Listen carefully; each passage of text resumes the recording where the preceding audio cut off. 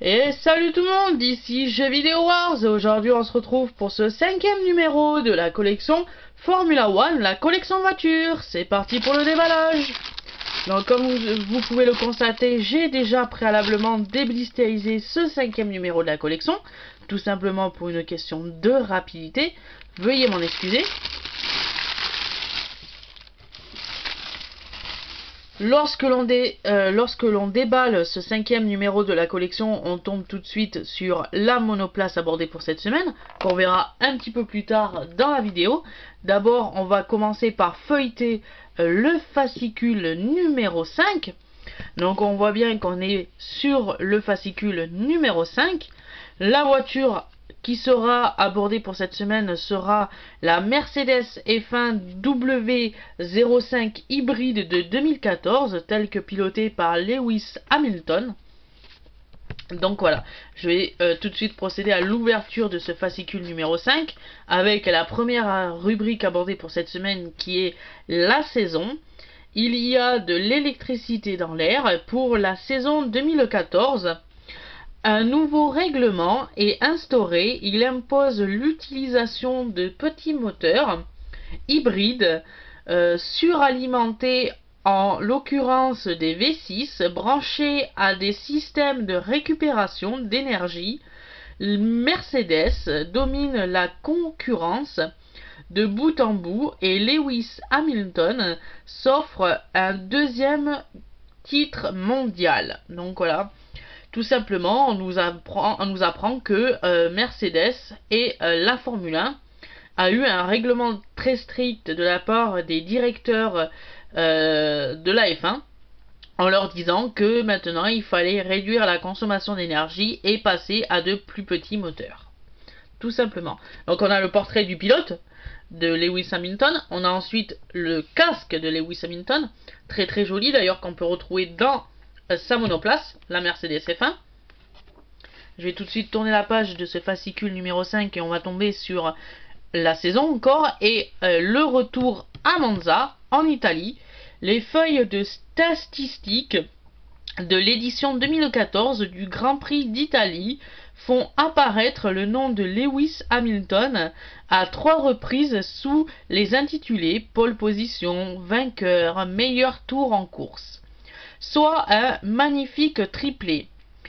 Il ne s'agit cependant pas d'un grand chelem puisque le pilote ne ménagera pas tous les tours de la course.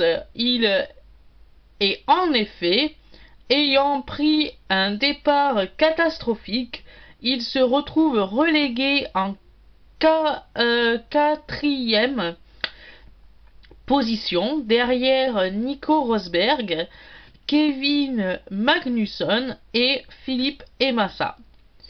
Après avoir pris l'avantage sur la McLaren du Danois et la Williams du Brésilien, Hamilton a hérité de la victoire après que son coéquipier a effectué 2 fois la même erreur en sortant trop large de la première chicane. Donc voilà ce que l'on peut nous apprendre sur le Grand Prix de Monza. On peut voir la grille de départ avec les 22 pilotes du Grand Prix de Monza et Lewis Hamilton, comme on a dit, en pole position. D'ailleurs, on a une très très belle image de lui ici lors de sa victoire au Grand Prix des États-Unis à Austin. Donc voilà, je vais tout de suite tourner la page de ce fascicule numéro 5. On continue sur la saison, bien sûr, avec un train français. La Toro Rosso de Jean-Éric Vergne précède la Lotus de Romain Grosjean au Grand Prix des États-Unis en novembre 2014. La saison des deux Français a été faite de haut et de bas, bien ayant marqué 2 fois plus de points que son coéquipier Daniel Kvyat. Vergne n'est pas conservé au sein de l'écurie après un probable année 2013. Ayant vu grimper sur le podium à 6 reprises, Grosjean ne décroche que 8 points grâce à 2 huitièmes places en 2014. La faute à une Lotus pas du tout coopératif. Donc voilà. Après, on a une très belle image en bas à gauche de Rosberg, Hamilton et Alonso sur le podium de Shanghai, avec Lewis Hamilton qui décroche la 3e place. Donc voilà. Sur la page de droite, on a les statistiques des victoires du pilote sur la saison de F1. Et on nous dit que Lewis Hamilton a remporté 11 victoires, 3 deuxièmes places et 3 abandons dans la saison 2014. Donc voilà. Je vais tout de suite tourner la page de ce fascicule numéro 5. On continue sur la saison avec la belle image ici en haut à gauche de la Lotus de Pastor Maldonado décolle sur la Sauber de Esteban Gutiérrez durant le Grand Prix de Grande-Bretagne à Silverstone. Donc voilà. Ensuite, on a une très belle image en bas à gauche qui nous dit Jules Bianchio, une perte immense pour le sport automobile. Donc on nous dit simplement que ce pilote est mort à quelques tours de l'arrivée du Grand Prix du Japon en octobre 2014. Jules Bianchi est plutôt impliqué dans un terrible accident sous régime du drapeau jaune. Le Français entre en collision avec un engin de levage, d'abord hospitalisé au Japon, puis transféré dans son pays d'origine. Il recevra un vibrant hommage de ses pairs via divers messages de soutien sur leur casque et leur voiture. Malheureusement, quelques mois plus tard, en juillet 2015, la famille du sport automobile reçoit la nouvelle qu'elle craignait le plus. Jules est décédé. Il agit du premier décès touchant la discipline depuis la mort de Ayrton Senna en 1994. En hommage à la FIA, a retiré son numéro le 17 avec effet immédiat. Nul ne le portera plus en F1. Donc voilà. En plus, il était avec l'écurie Marussia. Voilà. Ensuite, on a une très belle image à droite, en haut à droite, de Kevin Magnussen au volant de la McLaren MP4-29. Voilà.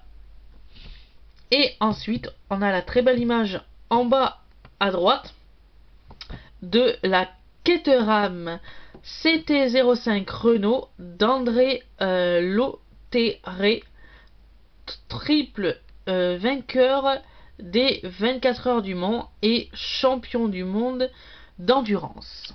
Voilà, donc j'ai tout de suite tourné la page de ce fascicule numéro 5. On va tout de suite aborder la deuxième rubrique abordée pour cette semaine, qui est la technique. Comment on fabrique plutôt une voiture de F1, avec la très belle image ici de la Mercedes F1 W05 de Lewis Hamilton en train de subir quelques inspections de conformité durant le Grand Prix. Ouais, c'est ça, durant le Grand Prix de la saison 2014, mais on nous dit pas lequel Grand Prix.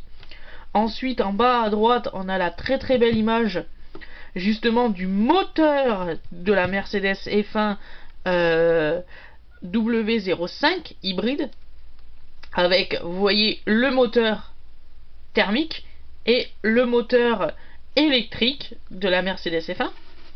Ensuite, on a une très très belle image ici de l'arrière extrêmement soigné de la Mercedes F1 W05 et bien mis en évidence sur ce gros plan.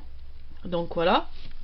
On a ensuite la vue du dessus mais en exégu le design effilé du châssis de la Mercedes F1 et on a ensuite le dessin de la complexité de l'aileron avant, proposé de multiples appendices aérodynamiques, donc ce qui est plutôt pas mal, ce qui favorise comme je vous l'avais dit l'écoulement de l'air sur la Formule 1, sur la F1, la monoplace. Donc on va tout de suite ouvrir la petite page qui s'ouvre et on a la très très belle image en haut pour commencer de la Mercedes F1 justement, de Lewis Hamilton. On a ensuite sur le côté du milieu droit, on a l'écoulement de l'air sur le moteur de la Mercedes F1 et on a ensuite en bas à droite la position inhabituelle des compresseurs MGUH et turbine permet l'utilisation de la sortie d'échappement plus court, évitant le gaspillage de chaleur et optimisant dans le rendement du moteur. Après on a la vue du derrière de la voiture de la Mercedes F1 et on a justement la fiche technique, alors que je vais vous lire tout de suite. Alors on nous dit que la Mercedes F1 est propulsée par un moteur arrière longitudinal Mercedes V6 turbo PU hybride. Le régime moteur est d'environ 15 000 tours minute. On nous dit que c'est une distribution 4 soupapes en ligne droite par cylindre. On nous dit que la propulsion est arrière, que la boîte de vitesse c'est une Mercedes séquentielle à 8 rapports plus une marche arrière, que le châssis c'est en fibre de carbone et que le poids total de la voiture ne dépasse pas les 691 kg. Voilà. Et on nous dit, pour information supplémentaire, que les suspensions avant et arrière sont à double triangle superposé en carbone. Donc voilà, donc je vais procéder à la page suivante. Je vais tourner la page de ce fascicule numéro 5. On va tomber sur la troisième rubrique abordée pour cette semaine qui est l'écurie 2011-2015 avec les flèches d'argent sont de retour 50 ans après avoir abandonné la Formule 1. Mercedes a fait son grand retour en 2010. Si les débuts furent compliqués, la domination s'exerce en 2014 n'a pas été sans rappeler la supériorité plutôt de la marque dans les années 50. Donc on peut voir une très très belle image de Nico Rosberg et de Michael Schumacher. Donc Nico Rosberg est ici, Michael Schumacher est ici. Ensuite on a une très très belle image en bas à gauche de Ross Brawn, tout sourire après avoir remporté le titre mondial avec sa propre écurie. Donc voilà. Sur la page de droite, on a une très très belle photo de 3 Mercedes. Donc on a la Mercedes F1 W03. On a ensuite la DTM. Et ensuite on a la AMG GT3. Voilà. Ensuite, on a une très très belle image ici de 6 monoplaces en 6 ans. Après avoir repris Brand GP, Mercedes revient officiellement en Formule 1 en 2010, 50 ans après avoir quitté en 1951. La première monoplace présentée durant cette nouvelle aventure fut la MGP W01, confiée plutôt à Schumacher et à Rosberg, tout comme la MGP W02 en 2011, puis la F1 W03 à gauche, au volant de laquelle Rosberg a remporté sa première victoire plutôt au Grand Prix de Chine en 2012. Après l'entrée en vigueur une nouvelle réglementation en 2015, Mercedes commence à renouveler avec la domination absolue qu'elle exige en 1954 et 1955 avec ses W156 pilotés par Jean-Manuel Fangio et Carl King et Stinging Moss, voilà. Ensuite, on a une très très belle image en bas à droite de Toto Wolff, directeur exécutif de Mercedes GP depuis 2013, c'est ça, et remplaçant de Norbert Jog au poste de coordinateur des activités sportives chez Mercedes. Je vais tout de suite tourner la page de ce fascicule numéro 5. On continue dans la saison l'écurie avec la très très belle image de la présentation officielle de la Mercedes MGP W01 en 2010. Il s'agit de la première monoplace entièrement conçue par Mercedes depuis son retour en F1. Voilà. Ensuite, on a une très très belle image ici, le Mercedes AMG Patronas Formula One Team célèbre le titre mondial des constructeurs en 2014, à la fin de la saison 2014. On a ensuite une très belle image en bas à gauche de la Mercedes F1 W06 et W05, des groupes motopropulseurs remarquables. Donc voilà, on va aborder pour cette semaine la 4e rubrique qui est Shanghai, bien sûr, au Japon. On nous dit un circuit mêlant faible et haute vitesse. On nous apprend que ce circuit a une longueur de piste de 5451 mètres, qu'il possède 9 virages à droite et 7 virages à gauche, et qui possède une longueur de 16 mètres en piste. Voilà, la vitesse maximale est de 321 km/h, bien sûr. Je vais tout de suite tourner la page de ce fascicule numéro 5. On va tomber sur la 5e rubrique abordée pour cette semaine, qui est l'histoire de la Formule 1.